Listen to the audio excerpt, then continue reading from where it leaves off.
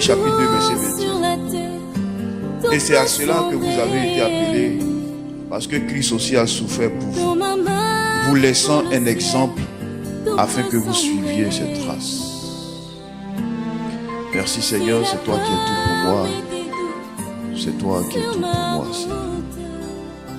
C'est toi qui es ma force, mon bouclier. Prends le contrôle de ce moment, bénis ce message et parle au cœur de tes enfants. Au nom puissant de Jésus-Christ. Tu es tout pour moi, oh. Tu es tout pour moi, oh. Agneau de Dieu. Tu es tout pour moi, oh. Tu es tout pour moi, oh. Agneau de Dieu, oh. Tu es tout pour moi, oh. Ma famille m'a quitté, mes parents m'ont laissé, oh. Tu es tout pour moi, eh. Jésus. Ma famille m'a quitté, mes parents m'ont laissé. Tout pour moi, oh. Jésus. Tu es tout pour moi, oh. Agneau de Dieu. Tu es tout pour moi, oh. Jésus. Tu es tout pour moi, oh. Esprit de Dieu. Tu es tout pour moi, oh. Jésus. Oh. Agneau de Dieu. Tu es tout pour moi, oh. Jésus. Bien-aimé, que Dieu te bénisse. La Bible déclare que Jésus, en venant sur la terre, a mené une vie pour nous servir d'exemple. Jésus a été pour nous un exemple.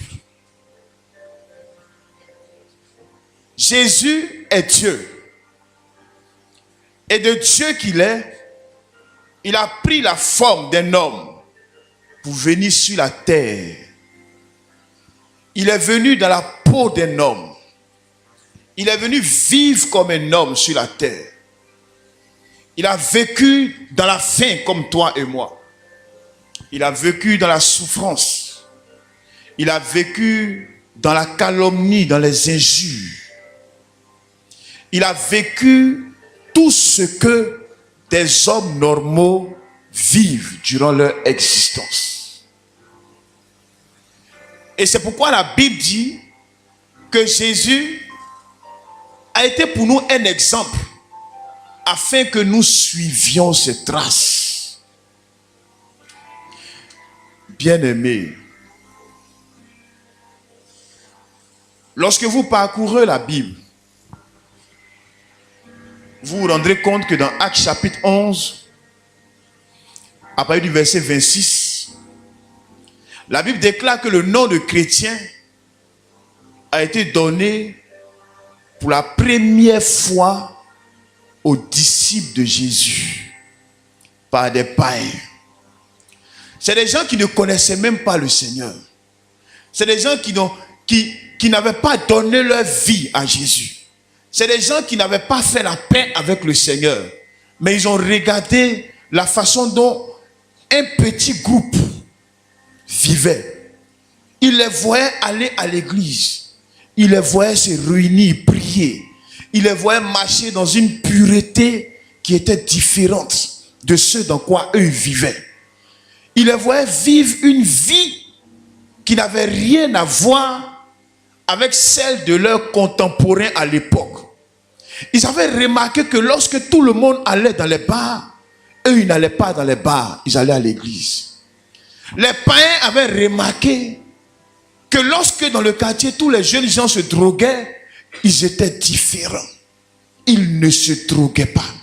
Ils ont remarqué que dans la nation, lorsque tout le monde vivait dans une corruption terrible, eux, ils étaient droits.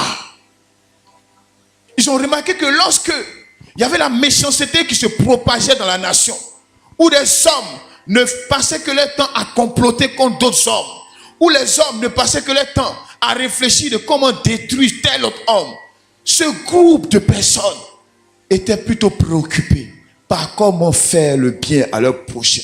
Et donc ces païens de l'époque-là ont regardé ces gens, ils ont regardé ces personnes et ils ont dit, assurément, ces personnes sont des chrétiennes. Assurément, vous êtes des chrétiens. Qui signifie petit Christ. Qui signifie comme Christ. Les païens ont regardé la vie de ces personnes. Ils ont regardé la vie de ces disciples. Et ils ont dit, assurément, vous êtes des petits Christ. Ces personnes ont suivi les traces que Jésus leur avait données. Ces personnes ont pris Jésus, qui était leur Seigneur, comme un exemple. Jésus était leur modèle. Et donc, ils vivaient leur vie pour ressembler à Jésus. Ils vivaient leur vie pour être comme Jésus. Et ça n'a pas loupé. Les païens du quartier les ont surnommés chrétiens. Bien aimé, si aujourd'hui tu t'appelles chrétien, si aujourd'hui tu déclares partout que tu es chrétien, voici l'origine, l'histoire du mot chrétien. Voici pourquoi aujourd'hui tu t'appelles chrétien. Parce que des païens ont regardé la vie d'un petit groupe dans le pays, la vie d'un petit groupe dans le quartier. Et eux-mêmes, sans que ce petit groupe-là vienne leur dire, j'appartiens à Jésus, sans qu'ils ne voient que ce petit groupe se promenait forcément avec des Bibles, sans que ce petit groupe ne déclare que j'appartiens à Jésus. Ce sont les païens qui ont regardé. Ils ont dit, assurément ces hommes sont des chrétiens. Alléluia. Qu'est-ce que je veux te dire ce matin, bien-aimé? Lorsque tu professes, lorsque tu déclares être chrétien, voici ce que cela renferme. Ça signifie que tu déclares que tu es un petit Christ. Ça signifie que tu es en train de déclarer au monde que tu es comme Jésus, que tu ressembles à Jésus, que tu es le jumeau de Jésus-Christ en termes de comportement. C'est cela chrétien. Donc toutes les fois que tu dis que tu es chrétien, c'est ce que tu es en train de dire. Je ressemble à Jésus.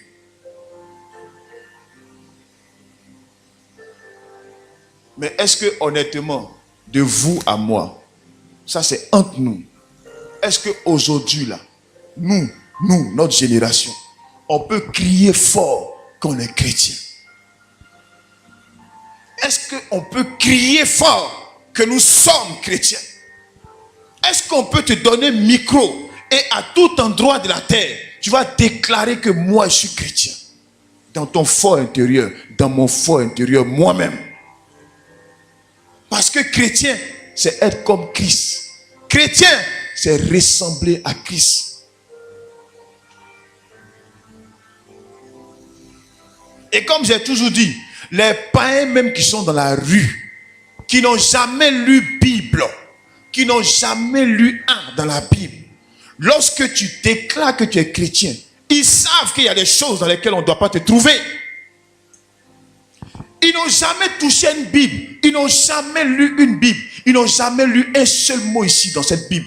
Mais ils savent exactement ce qu'un chrétien fait, ce qu'un chrétien ne fait pas. Lorsque nous étions dans le monde, moi particulièrement, j'avais une sainte haine des affaires de Dieu. J'avais une haine que je ne pouvais pas expliquer pour tout ce qui était Dieu. Et à l'époque, lorsque les témoins de Jéhovah venaient frapper à la porte et que tu les voyais simplement frapper ta porte et que tu te disais c'est une affaire de Dieu encore, il y avait une colère terrible, féroce, atroce qui nous envahissait. Mais même dans ça déjà, même dans ça, on savait exactement qui était chrétien, qui n'était pas chrétien. Même dans cette haine pour Dieu, On jurait des fois, on disait, si aller à l'église, c'est ce que cet homme qui a cette Bible a fait, c'est que vraiment, c'est qu'il est mouru pas. Déjà, nous, à l'époque, malgré qu'on n'aimait pas Dieu, malgré qu'on était dans le péché, on disait ces choses déjà. Parce qu'on savait, on ne sait pas comment Dieu a fait l'homme, mais nous, on savait déjà que lorsqu'on est chrétien, lorsqu'on dit qu'on est chrétien, il y a des choses dans lesquelles on ne doit pas te trouver. Et ces personnes-là, qu'on voyait au quartier, avec des Bibles dans leurs mains, ces personnes-là, le soir, on les retrouvait dans les maquis à nous. On les retrouvait dans les bars à nous. On les retrouvait dans les couloirs noirs à nous, en train de chercher les petites filles du quartier. Personne ne nous avait prêché la parole. On n'avait jamais touché une Bible. J'ai touché la Bible pour la première fois dans les années 2000, quand j'ai donné ma vie à Jésus. Donc je n'avais jamais lu la Bible. Je ne savais même pas ce que la Bible disait. Et puis je ne voulais même pas savoir. Mais je savais aussi que quand tu es chrétien là, tu ne viens pas chercher femme et nous la nuit dans le couloir noir là. Laisse ça, c'est pour nous. Alléluia. Je savais ça déjà. Je savais que tu ne peux pas être un diacre de l'église comme je connaissais à l'époque et puis tromper ton épouse. Personne ne m'avait appris ça. Mais je savais ça.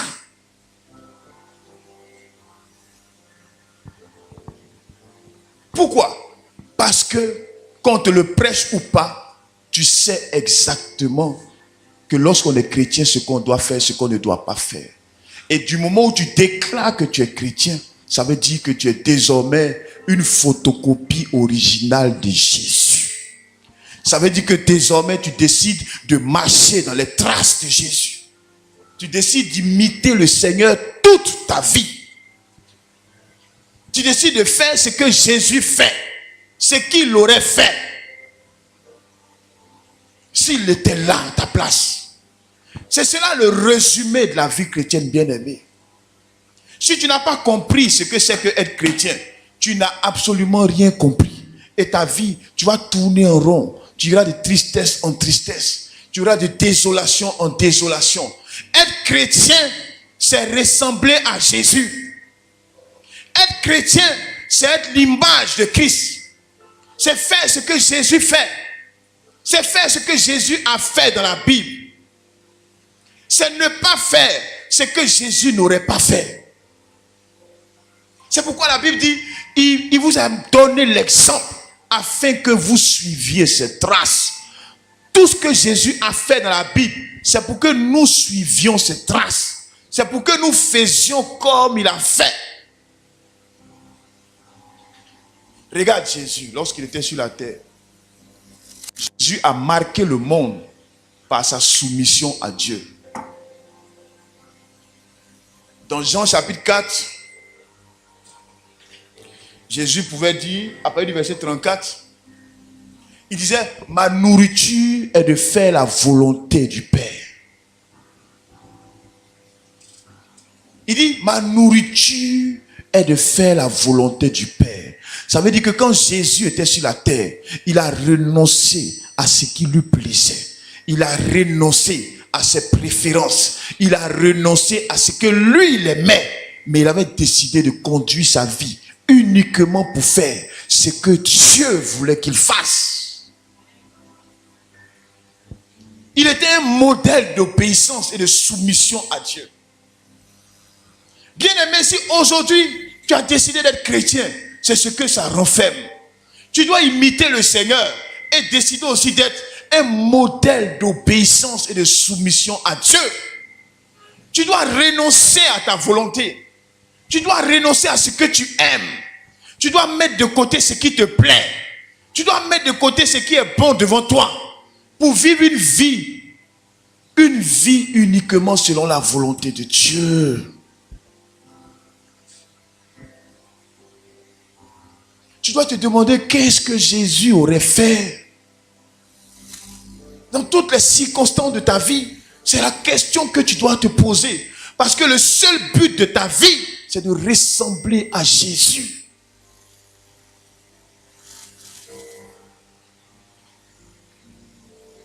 Que cela soit bon ou pas, que cela soit agréable ou pas, que le monde t'acclame ou pas, que ta vie soit en danger ou pas, il y a une seule question que tu dois te poser.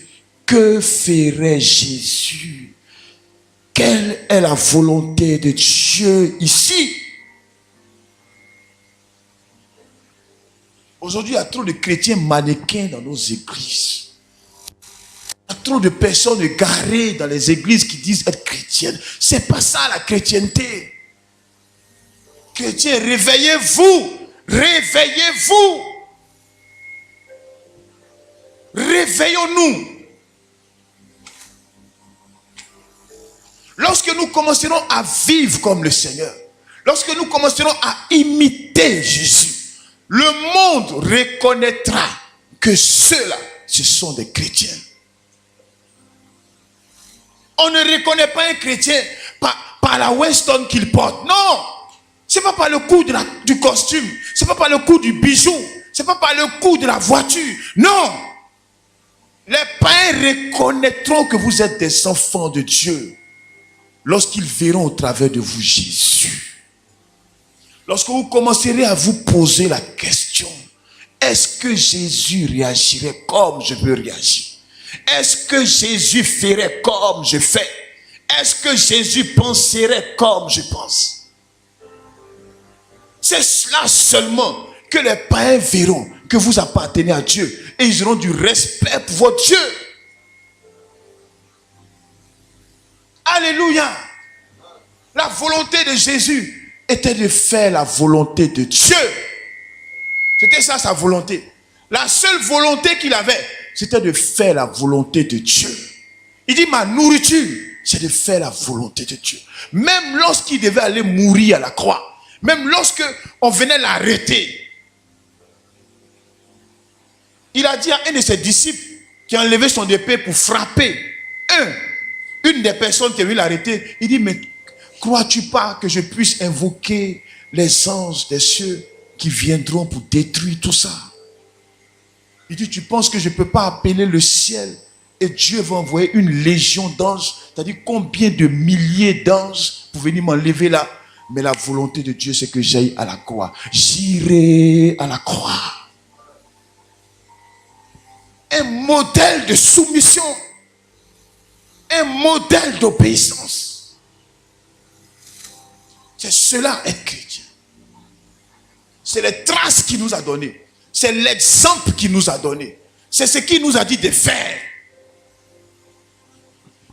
Il ne nous a pas laissé sur la terre pour qu'on s'enrichisse. S'il nous enrichit, gloire à lui, on prend, on se sape, on avance. Mais il nous a laissé sur la terre pour suivre ses traces d'abord. Pour marcher comme lui, il a marché. Alléluia. Alléluia. Il y a des choses, si des païens viennent te proposer, c'est que toi-même tu es un païen. Il y a des complots et il y a des choses bizarres. Si des païens viennent te proposer, alors que tu es chrétien, c'est que toi-même répands-toi. C'est que toi-même Dieu ne te connaît pas. C'est-à-dire, ils ne reconnaissent même pas que tu es chrétien parce que sinon ils n'allaient jamais venir te proposer ça. Jamais. Quand tu crains Dieu, quand tu marches dans les pas de Dieu, lorsque tu vis pour ressembler à Dieu, ils voient, ils savent. Ils savent. Ils le savent. Donc même dans leurs plus grands rêves, même lorsqu'ils ont mangé, qu'ils sont rassasiés, ils savent qu'il y a des choses qu'on ne peut pas venir proposer à cet homme. Parce que lui là, son affaire de Jésus. Ils savent. Si un païen vient te proposer de faire des micmacs ou des choses malhonnêtes à lui, c'est que tu n'es pas converti, frère. Réponds-toi. C'est là un signe de la conversion. C'est que tu n'es pas encore bien converti. Rentre dans un moment de jeûne, va demander pardon à Dieu. Parce que si tu es vraiment converti, ils verront, comme ils ont vu pour les disciples de Jésus, ils verront et ils diront, cet homme, allons faire nos choses ailleurs. Il n'est pas comme nous. Alléluia. Alléluia. Imitons le Seigneur dans son obéissance à Dieu. Imitons le Seigneur dans son obéissance à Dieu. Imitons le Seigneur dans son obéissance à Dieu. Lorsqu'il y a une situation qui se pose, ne cherchons pas à savoir qu'est-ce qu'on gagne, qu'est-ce que ça m'est rapporté, quelles sont les conséquences pour moi. On s'en fout des conséquences. La seule chose que tu dois te demander, c'est Jésus à ma place. Qu'est-ce qu'il allait faire ici? Alléluia. Une obéissance à Dieu. Tu ne reviens jamais en arrière. Tu ne rénies jamais Christ. Mais si on te tue, quand on te tue, il va au ciel. Alléluia. Hey, alléluia. Alléluia. Chrétien, vous voulez être chrétien? Vous savez ce qu'il y a dedans? C'est ça qui est dedans. Une obéissance pour Dieu, où tu t'en fous de ce qu'on te fera.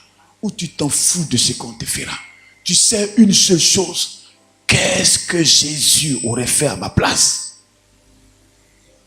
Jésus, quand ils sont venus l'arrêter dans le jardin, quand ils sont venus l'arrêter dans le jardin, par son humilité, tu ne pouvais même pas savoir qui est Jésus. Ceux qui sont venus l'arrêter là, ne savaient même pas qui est Jésus.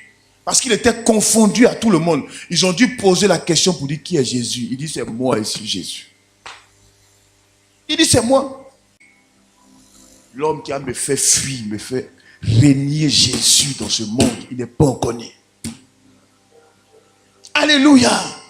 Il n'est pas encore né. Dieu ne l'a pas encore créé. Même si tu me mets un fusil sur la tête, je déclarerai que Jésus est Seigneur. Je crie, tu me tues, il est au ciel. Chrétiens, réveillez-vous. Réveillez-vous. Réveillez-vous. Imitez le Seigneur dans son obéissance. Imitez Jésus dans son obéissance.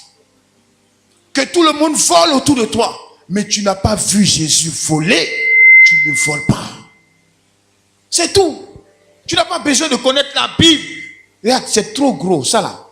Même nous, même les pasteurs là. Des fois, on n'arrive pas à lire tout ça là. On lit un peu. Tu ne peux pas lire tout ça forcément.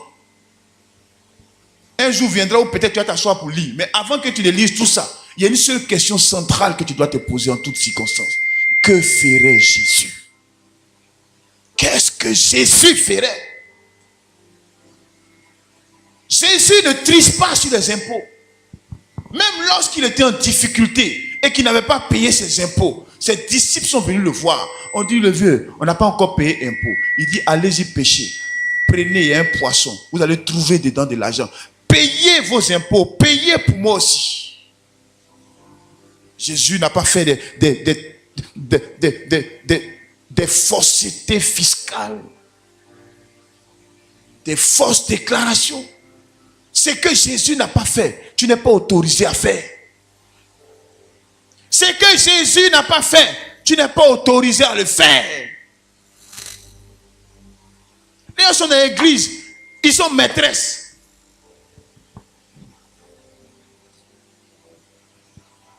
Les pasteurs sont à la chair, ils couchent avec toutes les filles de l'église. Jésus a fait ça. Tu as vu Jésus faire ça? Jésus n'a pas fait. Donc, nous ne devons pas faire ça. Recadrons nos vies sur Jésus. Vivons pour un seul but. Imiter le Seigneur. Imitons le Seigneur dans sa droiture, dans son intégrité. Il y a des choses qui ne se discutent pas.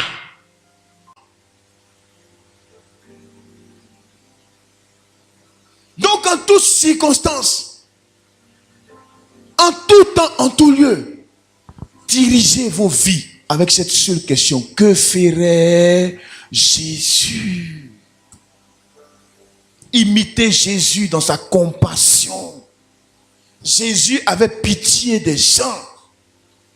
Jésus aimait les gens. Jésus ne pouvait pas voir les gens souffrir et il passait son chemin. Il ne se préoccupait même pas de sa vie. Il se préoccupait de comment communiquer le bonheur à ceux qui étaient dans la souffrance autour de lui. Lorsqu'on est chrétien, on ne pense pas qu'à soi seul.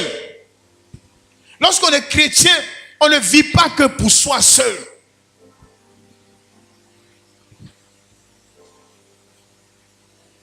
Dans Luc chapitre 7, à partir du verset 11, vous verrez l'histoire de la résurrection du fils de la veuve de Naïm. La Bible déclare que Jésus entrait dans la ville de Naïm. Et à la sortie de cette ville-là, il y a un cortège qui allait au cimetière. Comme dans les villages, vous voyez que les cimetières sont toujours à la sortie de l'église. Et il y a un cortège qui allait enterrer un enfant et Jésus lui rentrait dans la ville. Mais la Bible déclare que cet enfant qu'on allait enterrer, il était le fils unique de cette veuve. Et la Bible dit que lorsque Jésus a vu la dame pleurer, il a été ému de compassion. Son cœur a été affligé. Son cœur a été rempli de pitié. Il ne connaissait même pas cette veuve. C'est la première fois qu'il croisait son chemin. Il ne l'avait jamais vue. Mais il a vu que c'était une veuve. Et son fils unique venait de décéder. Il partait enterrer son fils unique. Jésus a été frappé de compassion. La Bible dit qu'il a été ému de compassion. Il a eu pitié. Une affaire qui ne le regardait ni d'Adam ni Ève. Jésus est venu se jeter dans cette affaire. Il dit, femme, ne pleure plus. Femme, tais-toi, ne pleure plus. La Bible dit, il a touché le cercueil. Et il a dit, jeune homme, je te l'ordonne, lève-toi. Et la puissance de Dieu est tombée sur ce jeune homme. Et il a été ressuscité.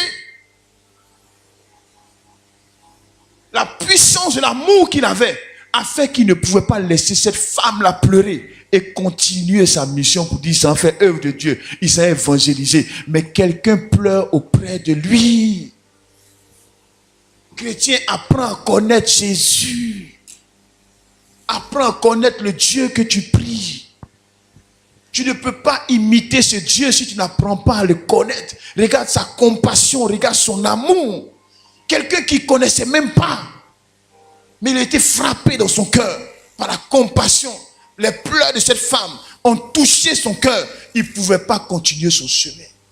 Il est venu se mêler à une affaire qui ne le regardait même pas. Il est venu, il a procuré la joie, le bonheur. Et quand l'enfant a été ressuscité, il a continué son chemin. Sa satisfaction, c'est de voir cette femme-là être heureuse. Alléluia. Décide de ressembler à Jésus. Décide de régler toutes tes choses sur la base de cette question. Décide de parler aux autres comme Jésus parlait aux autres. Décide de poser dans la vie des autres les actions que Jésus aurait posées dans leur vie. Décide simplement de ressembler à Jésus. Quand tu décides cela et que tu vis ainsi, tu es heureux. Tu es heureux. Tu es heureux. Ceux qui sont chrétiens et qui n'ont pas la paix du cœur, c'est simplement parce qu'ils n'ont pas compris cela. On ne peut pas être chrétien et vivre comme nous on veut. On ne peut pas être chrétien et faire ce que nous on veut faire. Ce qui nous plaît, ce qui est bon, ce qui est chic. Lorsque tu prends cette voie, le bout c'est la voie de la tristesse, c'est la voie des problèmes, c'est la voie de la désolation, c'est la voie de la honte.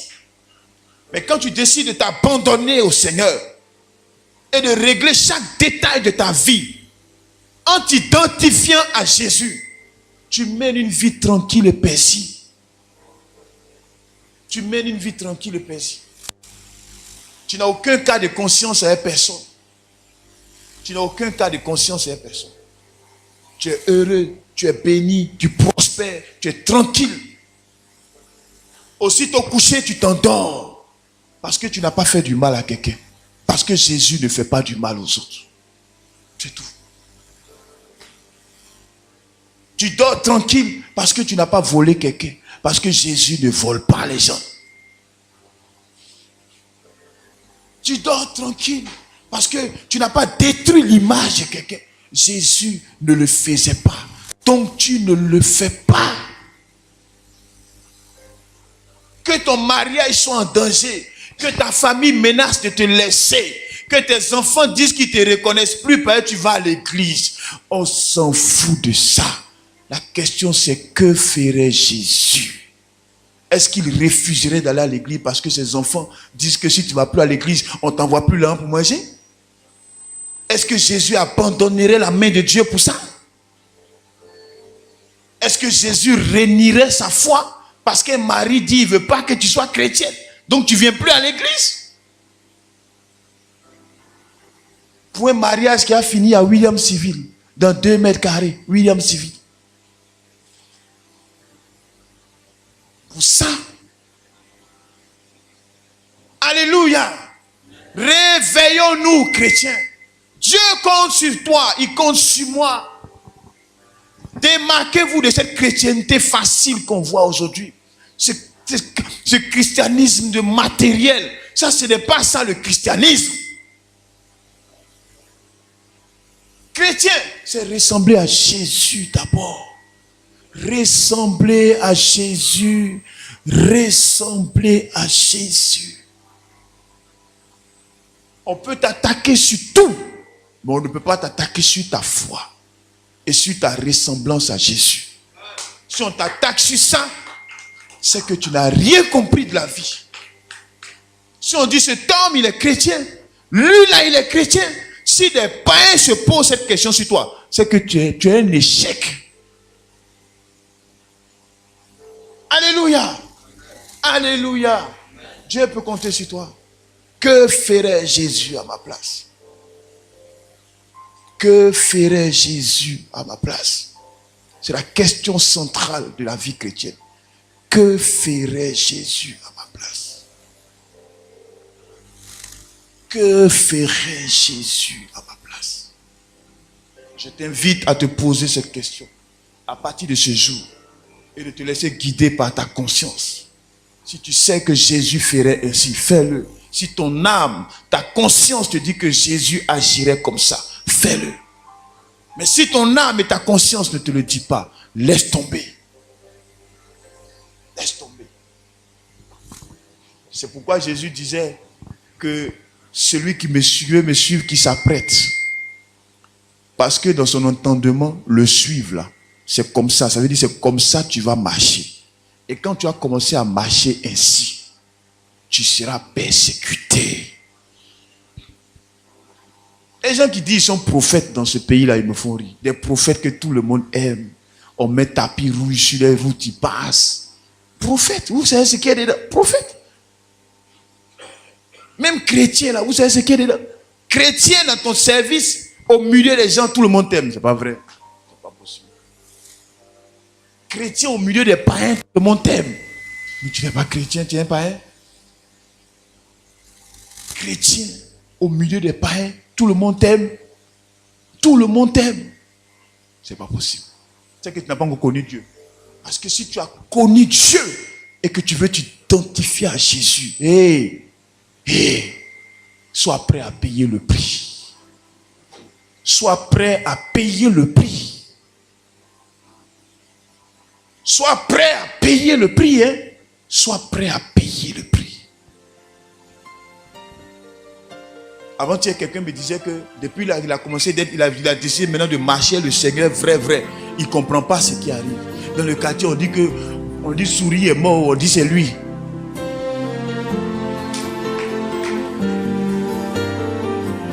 Chat, vous suivez Souris, demande-nous tout chat, Dieu Souris. On dit c'est lui qui a envoyé le chat. C'est ça. Vous dites son nom est dans tout maintenant. C'est bien. Tu as commencé à devenir chrétien. Bonne année. Alléluia. Si la peur met des doutes sur ma route, je chanterai, tu es fidèle.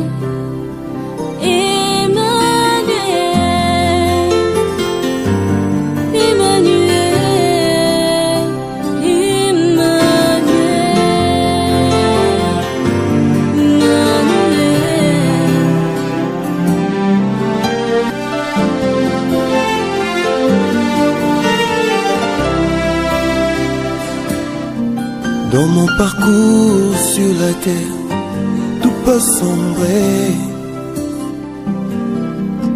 Dans ma marche pour le ciel, tout peut sombrer. Si la peur met des doutes,